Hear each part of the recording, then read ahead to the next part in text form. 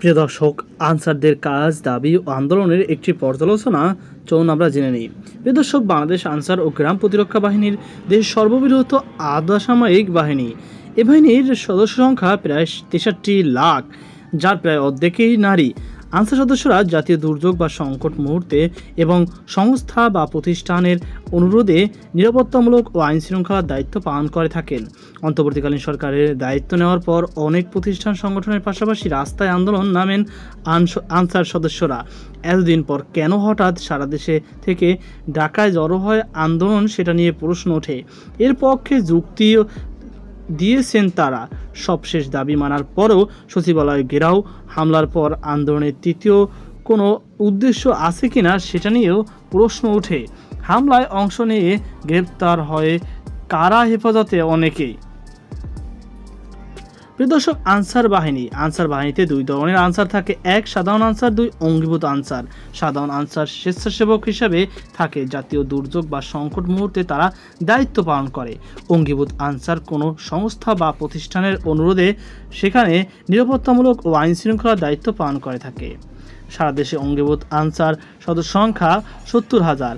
এর মধ্যে প্রায় 55,000 সদস্য বিভিন্ন প্রতিষ্ঠানে কর্মরত। বাকি 15,000 সদস্য রেস্ট টাইম থাকেন। কোনো প্রতিষ্ঠানের নতুন চাহিদা পেলে কিংবা আগের কোনো প্রতিষ্ঠান দায়িত্বরত সদস্যদের চুক্তির মেয়াদ শেষ হলে রেস্টে থাকা সদস্যদের পাঠানো হয়। এছাড়া জরুরি প্রয়োজনে স্বরাষ্ট্র মন্ত্রণালয়ের অনুমোদন সাপেক্ষে বিভিন্ন দায়িত্ব পাঠানো হয় রেস্টে থাকা সদস্যদের। আমাদের দাবি অনেক দিনের, কিন্তু কোনোভাবেই আমরা একত্রিত হতে পারছিলাম না। আগে যতবারই দাবি দেওয়ার প্রসঙ্গ উঠেছে ততবারই আমাদের চাকরিচ্যুত করার হুমকি দেওয়া হয়েছে। চাকরি হারানোর ভয়ে কেউ আমরা আন্দোলনে যায়নি, এমনটি দাবি করেছেন আনসার সদস্য।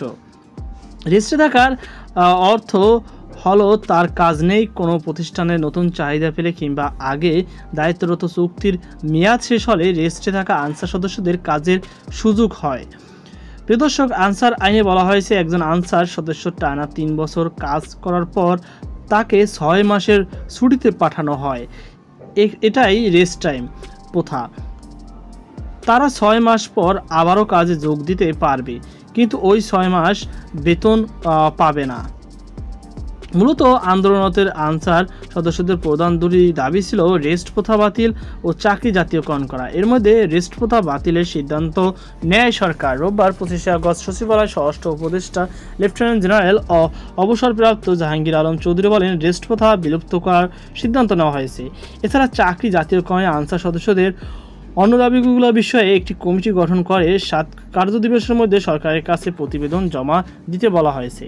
যেভাবে কাজ করেন আনসার সদস্যরা স্বেচ্ছাসেবক হিসাবে দায়িত্ব পালন করেন। জাতীয় দুর্যোগ ও বা সংকট মুহূর্তে তারা সবসময় দায়িত্ব পালনে অঙ্গীভূত হয়ে থাকে। এছাড়াও বিভিন্ন প্রতিষ্ঠানের আওতায় তারা নিরাপত্তা দিয়ে থাকে। অঙ্গীভূত আনসার সদস্যদের দাবি, চাকরি স্থায়ীকরণের দাবি নিয়ে রাজপথে নামেন সাধারণত অঙ্গীভূত আনসার সদস্যরা। অন্তর্বর্তীকালীন সরকারের দায়িত্ব নেওয়ার পর 13 দিন পর 21শে আগস্ট তারা বিক্ষোভ শুরু করেন। 25শে আগস্ট দেশের বিভিন্ন স্থান থেকে আনসার সদস্য এসে সচিবালয়ের সামনে অবস্থান নেন। তারা সড়ক আটকে দেন। বিক্ষুব্ধদের দাবি, দৈনিক ভাতার ভিত্তিতে তারা আর কাজ করতে চান না। রেস্ট না রেখে তাদের চাকরি স্থায়ীকরণ করতে হয়।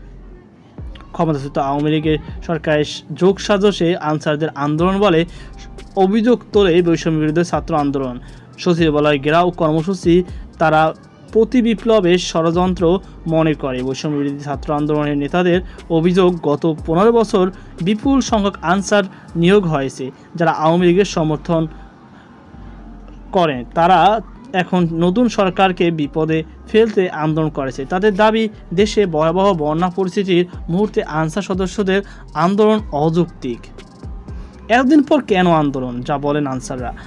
আন্দোলনে বেশ কয়েকজন আনসার সদস্যদের সঙ্গে কথা হয় প্রতিবেদকের, তবে পরিস্থিতি বিবেচনায় তারা কেউ নাম প্রকাশ করতে চায়নি। তারা বলেন, চাকরি জাতীয়করণের দাবি না মানা পর্যন্ত আমরা যেন কেউ সচিবালয় গেট না ছাড়ি, এমন নির্দেশনা দেওয়া হয়েছিল।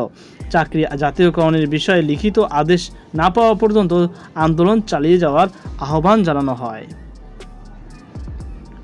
দাবি নিয়ে কমিটি বাহিনীর বড় রদবদল। চাকরি জাতীয়করণের চেয়ে আন্দোলন নামাজ আনসারদের কিছু দাবি যৌক্তিক বলে স্বীকার করে নিয়েছে স্বরাষ্ট্র মন্ত্রণালয় এক বিজ্ঞপ্তিতে বলা হয়, প্রাথমিকভাবে কিছু দাবি যৌক্তিক প্রতীয়মান হয়েছে। সাধারণ আনসার হিসাবে নতুন কোনো নিয়োগ আপাতত হবে না বলে সিদ্ধান্ত গ্রহণ করা হয়।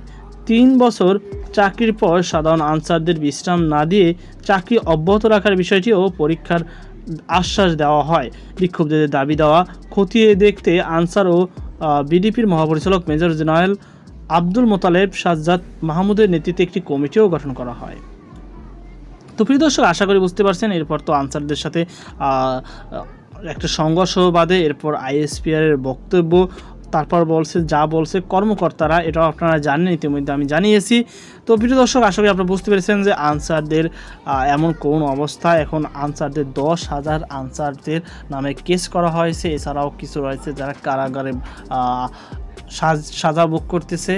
আসলে তাদের মানবিক দৃষ্টি দেখানো উচিত। তাদের দাবিটাও যৌক্তিক ছিল, কিন্তু তাদের যে পন্থারা অবলম্বন করেছিল সেখানে ভুল আছে। যাই হোক, এই বিষয়ে সরকার অবশ্যই সুদৃষ্টি দিবেন, এমনটি আমাদের দাবি। সকল বাধা থাকুন। আল্লাহ হাফেজ।